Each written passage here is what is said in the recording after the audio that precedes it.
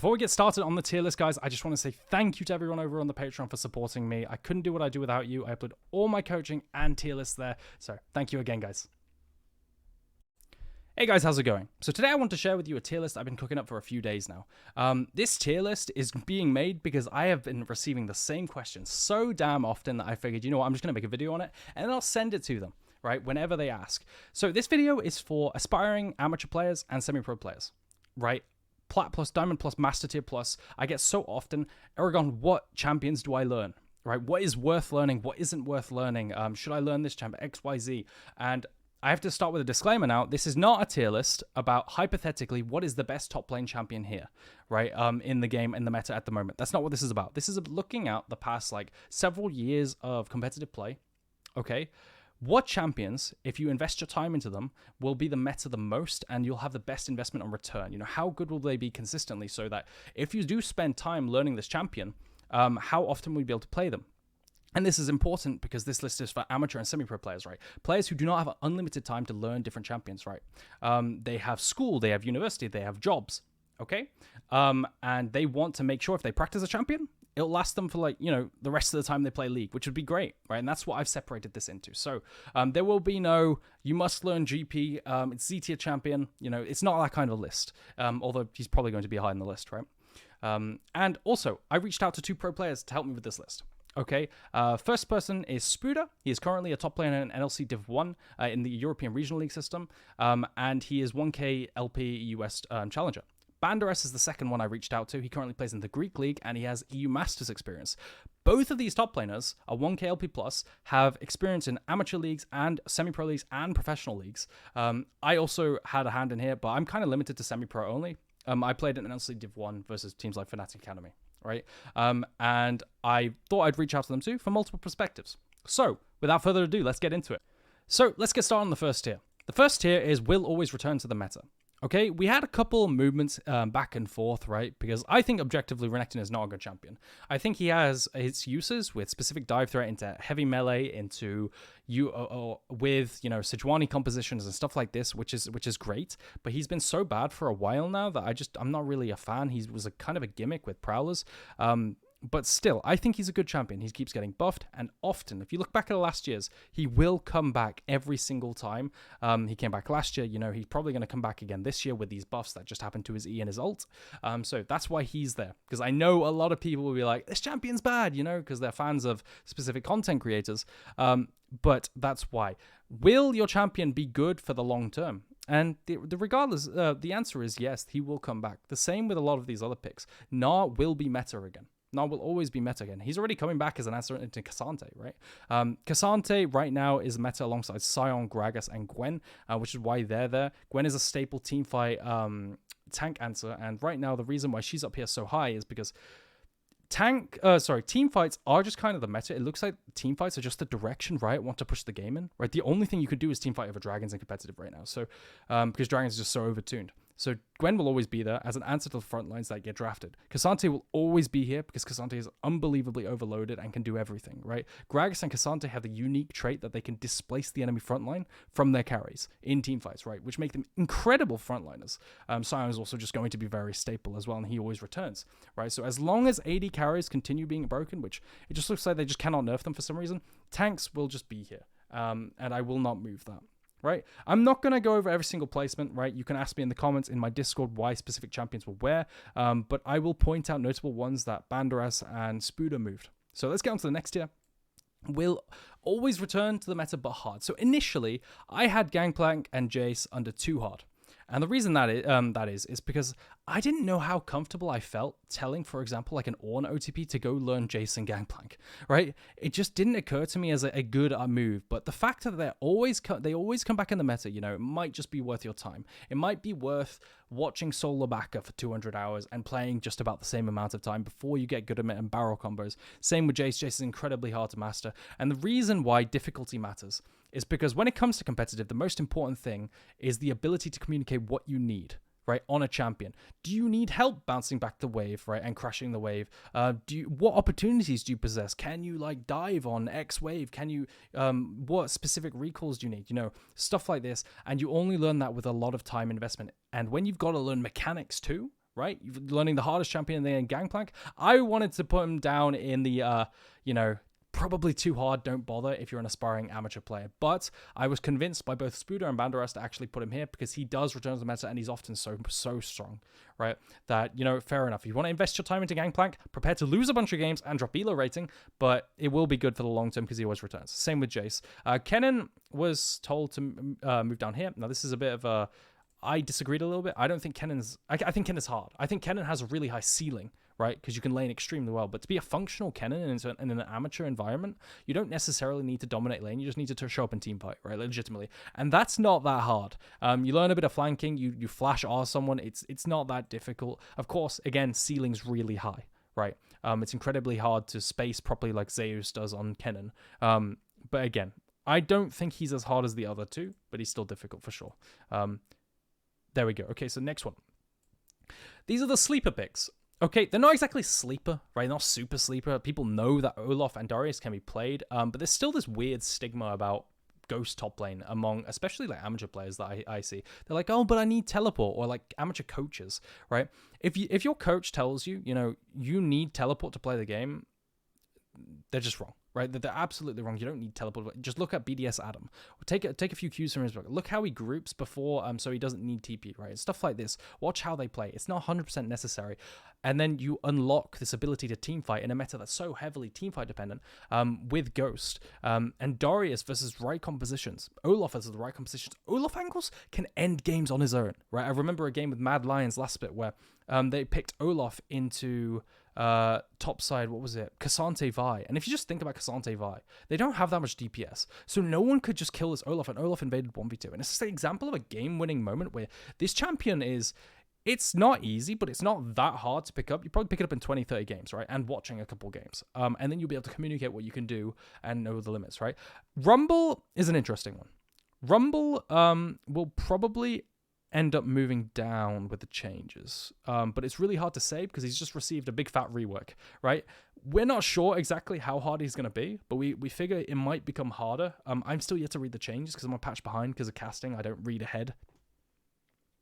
But the idea is that this champion is not played by anyone for some reason, but the ultimate is just objectively broken for teamfights, and it's a teamfight meta. It's also a flex. Like, why isn't this champion played more? He's unbelievable. He also just one-shots everyone top lane for zero reason. I know I sound like I'm complaining about an OP champion, but the reality is he's just really good, and no one plays him. Shanji in the LPL plays him, and he shows us how good he is often, right?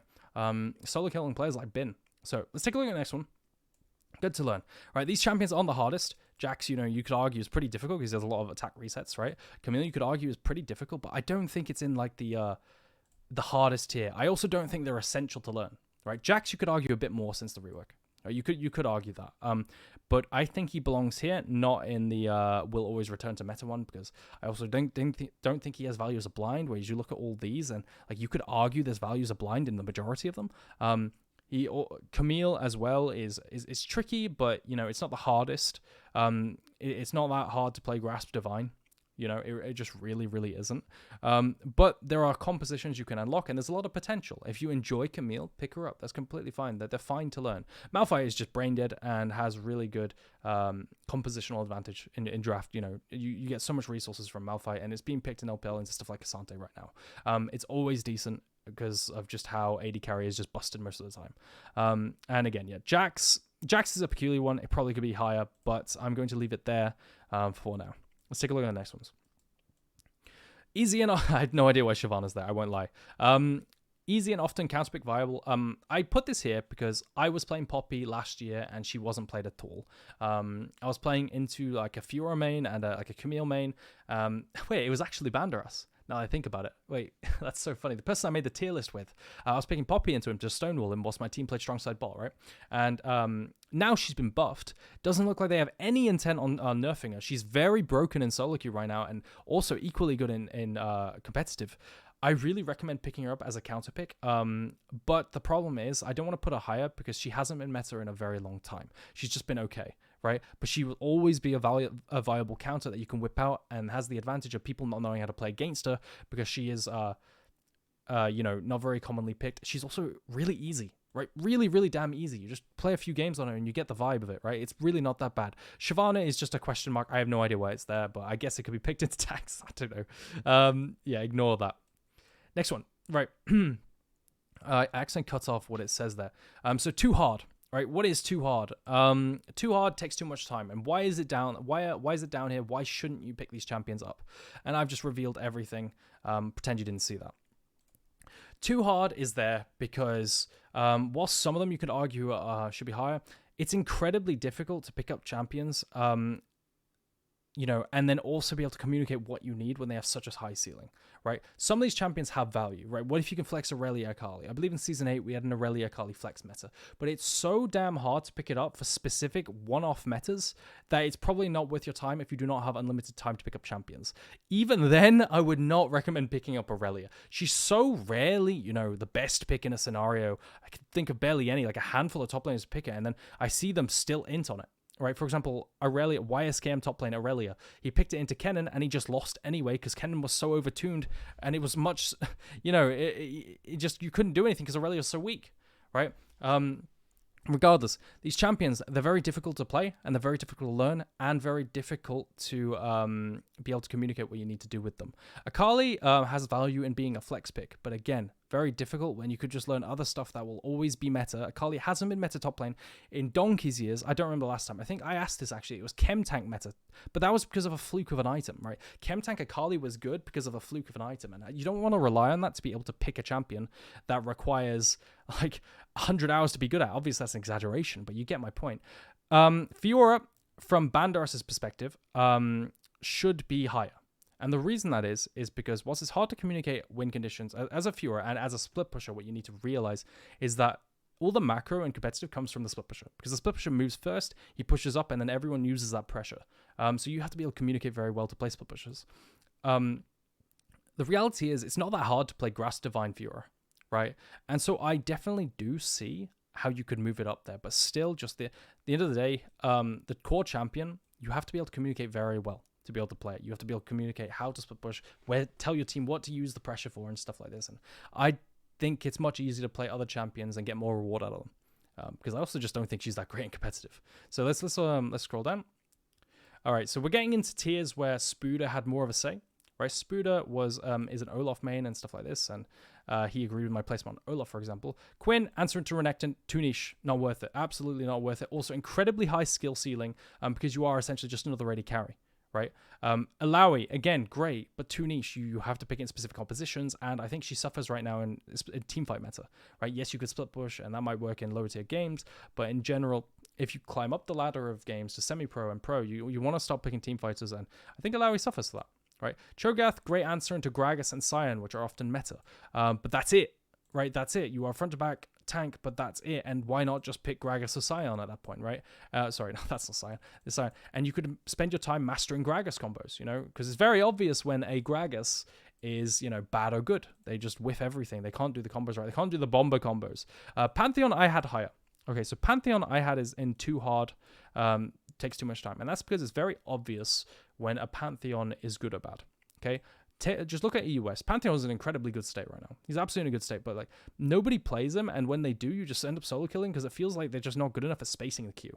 And it's really strange. I don't know why he's so hard, but I just feel like he's very hard. I asked a bunch of other top laners, and they said, yeah, he's just super hard, but he seems really broken, right? So that's why that's there.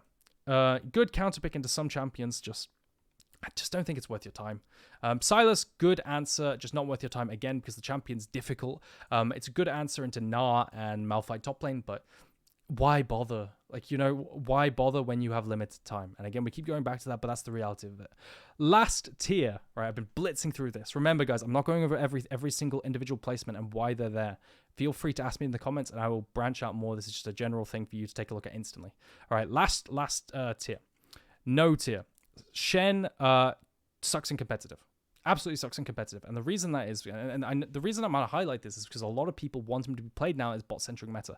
What people misunderstand is that Shen needs resources. Okay, Shen needs draft resources, so he's draft resource heavy, and he's also top lane gank resource heavy, because what you need to do is you need to give him counter pick and draft, right? And then you also need to play for him to unlock him and his ability to ult at 6, right? Whether it's a gank early or something like this. And at that point, you're giving him so many resources to win, to help him win bot lane when he's not a win condition, right? Like, he can't carry and end the game on his own. He then needs to use the resources you've given him to help bot lane. Why wouldn't you just give the resources to bot lane, right? He doesn't function in competitive like he does in solo queue, where he can just get free ults all the time. That's just not how he works. Eventually, what ends up happening is you pick him in competitive, and the enemy just picks a split pusher, and they end up just getting a massive split push threat because they get 5 plates when you ult away, right? That's why this champion is really hard to execute. Mordekaiser just hasn't been meta in so long that I can't justify putting him anywhere. I think he has value right now in Enchanter meta because you could just yoink the Enchanter, right? And that actually has a lot of value. Then you can go on the AD carry, because a lot about the meta is creating space for AD carries to hit or denying the enemy AD carry to space. Kayle, I argued should be higher. Spuda insisted that it should be lower because... So my argument was you pick into stuff like Ornn, free scale in a meta that's very free scaling, right? But what happened apparently is like Spuda just is scarred or something like this because he watched LCK and the Kayle just ends up getting dived on repeat by a lot of setup from the tanks. And I could see that, but then the enemy aren't playing through bot lane, which is important, right? So I think Kayle could be higher, and don't feel too bad if you want to learn Kayle as an answer into tanks, especially if they look to be meta in the future. That's absolutely fine. Garen... Yes, he can answer Cassante. Yes, he could potentially answer Olaf, but still, I think you get beat up by Olaf, and I'm not a big fan. I think this champion lacks any kind of agency, and it requires scaling for free. Nasus is a weird one. Did just get buffed, but it hasn't been meta in so long outside of answers into tanks by some niche players like Kerberos. I really wouldn't recommend picking up Nasus for time on investment, right? Because he's so unique as well. Tryndamere... I think secretly Tryndamere could be viable, but the last time he was viable was like season 11 in competitive, where they buffed him, right? And that was it, right? So one time in like 5 years, why would I put him high on the list? I don't want you to invest your time into him. Just rather you learn something that will guaranteed give you payback. Kled the same. Urgot is a terrible champion that hasn't been meta since season 8. Mundo is not a good champion outside of some instances. He could be a niche counter big tier, but just not worth your time. I think the problem with Mundo in competitive is he's often propped up by Heartsteel, and Heartsteel is an item that thrives in solo queue because you could run around getting free Heartsteel procs. But when the enemy is deathballing and playing team fights, it becomes pretty rough. I do think he's actually pretty strong though. I think he could be higher than this. Anyway, Akshan is a question mark. Banderas had question marks about Akshan, or was it Spuda? Regardless, one of them had question marks about Akshan. Fundamental problem with Akshan is it's hard to... You have to play through him, first of all, and then he doesn't give you a clear win condition still. You can't split push. You just end up having another AD carry in your team fights, which is fine if you have a very good top laner, but, you know, you have to draft around it, and it's also incredibly difficult. Like, it's really hard, right? It's really, really hard. So that's why he's low tier on the tier list. Rather, you just learn something else. If you want like a range champion, learn Kennen. Right? Absolutely never falls out of meta. Always decent. Something like this. Set is terrible. Hasn't been good for a very long time because Riot just seemingly hates Set. Right? He can't win lane very easily nowadays, and if he doesn't win lane, he's kind of useless. Of course, maybe he's playable with certain things, but yeah, Riven's too hard. Teemo is very difficult, and you would have to have a lot of specific Teemo knowledge to communicate what you need in solo queue with that, right? In competitive with that, and how to communicate that, how to end a game, shot calling as Teemo. It's just very Teemo specific knowledge, side laning and stuff like this. Sejuani is just terrible top lane. Jarvan is a niche answer into range champions like Kennen and Jace, where you just rush your resistances and pray for E damage. I just think it's awful. And Yorick, yeah, you're going to notice that a lot of these are split pushers, and that split pushing is dead in competitive right now, and the outlook doesn't look great for split pushers, so just stick with teamfight champions, right? That's the big thing. Maokai is a question mark because of how little it's been meta over time. Yes, at Worlds had a brief stint, but I think that was players just being bad. And realizing that it was actually bad and not punishing it, right? Maybe it's decent again, but I doubt it. It's still the same Maokai. So, hope that was helpful, guys. Any aspiring amateur and semi-pro players, if this was useful, let me know. Feel free to ask questions or comments in the bottom, and see you later, guys.